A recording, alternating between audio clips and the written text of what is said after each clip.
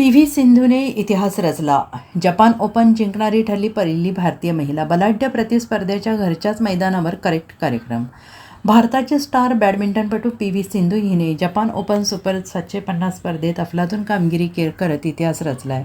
अंतिम फेरीत तिने जपानच्या आणि माजी विश्वविजेत्या अकेने यामागुचीवर मिळवलेल्या धडाकेबाज विजयामुळे सिंधूच्या कारकिर्दीचे जणू दुसरे पुनरागमन झाले आहे. तिने आपली संपूर्ण ताकद आणि आक्रमकता पणाला लावून आपल्या या कट्टर प्रतिस्पर्ध्याचा 21-17, 21-17 अशा अंकांनी पराभव केला आहे. जपान ओपन सुपर 750चे विजेतेपद पटकावलं आहे.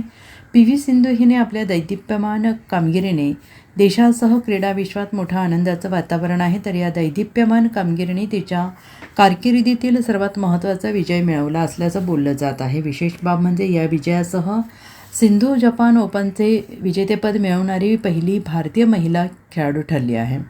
दरम्यान पी.व्ही. सिंधूला तिच्या यापूर्वीच्या ख्यात कट्टर प्रतिस्पर्धी समजल्या जाणाऱ्या अकाने यामागुने ती अनेकदा विजेतेपदांपासून वंचित ठेवलं होतं, ज्याची सल सिंधूच्या मनात कायम दिसून आलेली आहे. अशातच रविवारी 31व्या वर्षी यामागुचीवर मिळवलेल्या धडाकेबाज विजयामुळे सिंधूच्या कारकिर्दीचे जणू दुसरे पुनरागमन झालेले आहे. तिने आपली संपूर्ण ताकद आणि आक्रमकता पणाला लावून जपान ओपन सुपर 750चे विजेतेपद पटकावलेले आहे. तर जपानमध्ये एखादे मोठे विजेतेपद जिंकणारी सिंधू पहिली भारतीय खेळाडू ठरली आहे.